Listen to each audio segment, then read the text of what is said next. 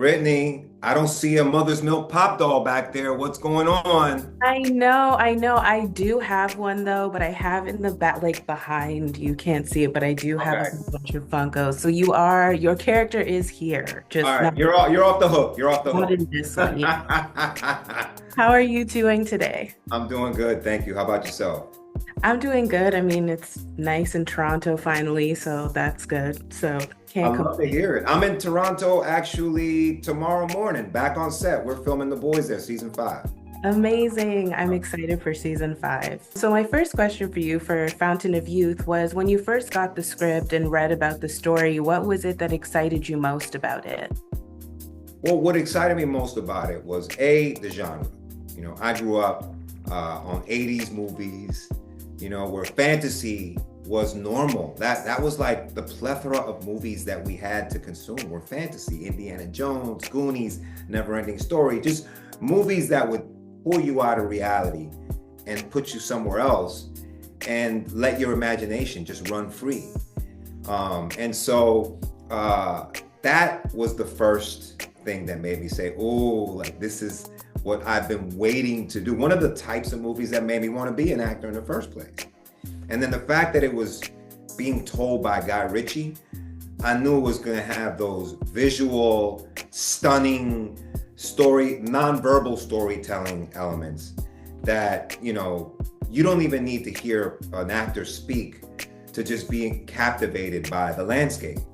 He really does paint like a full picture, a full painting, in every frame that he shoots. And the details, his set decorators are amazing, just to shout out his crew, because you look at these sets and they're beautiful, from the automobiles, the cars, the mopeds, everything. So yeah, I mean, it was fantastic. I had no idea we were going to be shooting in so many countries. I'll tell you that. I was thinking, okay, we're definitely going to be shooting in London because that's where his home base is.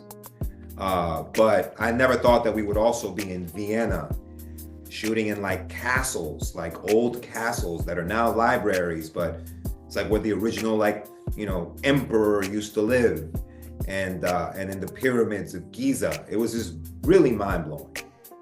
And in terms of all the globe trotting that you got to do, was there any particular place on set that you enjoyed the most or, meant the most to you visiting there? Maybe a place you hadn't been before?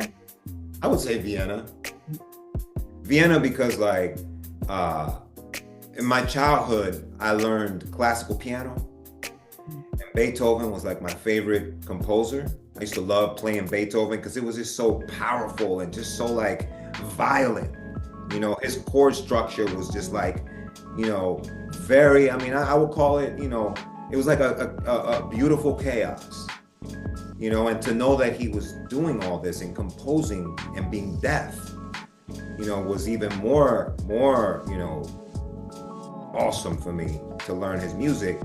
And then to finally be in Vienna and be able to see where Mozart lived and where Beethoven stayed, and to be in the hotel right next to the Vienna Opera House, during opera season, so like all of those little things are just items on your checklist that just kind of like make you fall in love with this business again and with this career that I've chosen. And I've been very lucky to be able to take what I learn in each one of these cities and infuse it into my character. Like, for example, in Vienna, like we were really crawling out of those Vienna sewers. We really shot that in a real Vienna sewer. That wasn't some stage in London. That was a sewer in Vienna. And, little moments like that just bring reality to what you're doing. It gives you an element of, okay, this is real stuff. I really enjoyed your character, Murphy, partially because I also am a Murphy. Oh, wow. Yeah, I'm Brittany Murphy, and my grandpa's name was Patrick Murphy. So I knew Wow. that your character was going to be cool from the get-go. So That's was there right. anything for you, like when you were learning more about the character, was there something that you personally related to about him or particularly liked about the character?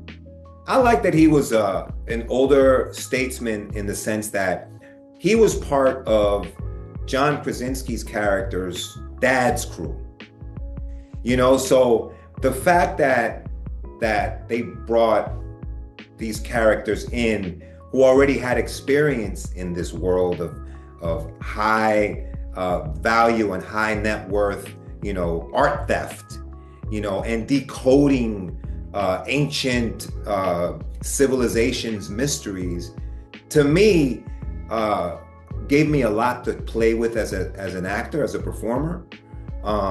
It just knowing that a character has a certain expertise, that's half of the work that you have to do as an actor as far as creating backstory is done. Because now you can consume yourself in learning what this expertise is, and consume yourself with civilizations, with the world that you're going to be in, and you can bring that to your performances. Even the excitement that you get from talking about these things. Like, I got so excited finding out about this new French study that showed that the pyramids of Giza, especially the largest pyramid, the actual, Big Daddy pyramid, has 8 solid columns that extend down into the earth more than 3 miles under the pyramid. And they say that it's impossible for a human to have been able to insert these 8 columns. And they have coils, like copper coils, wrapped around them all the way down 3 miles into the Earth's core.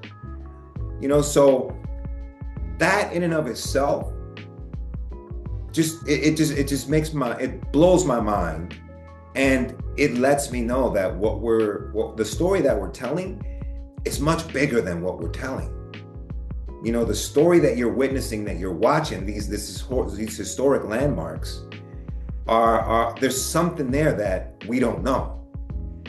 So just kind of like the bewilderment of it all helps you tell a story more authentically.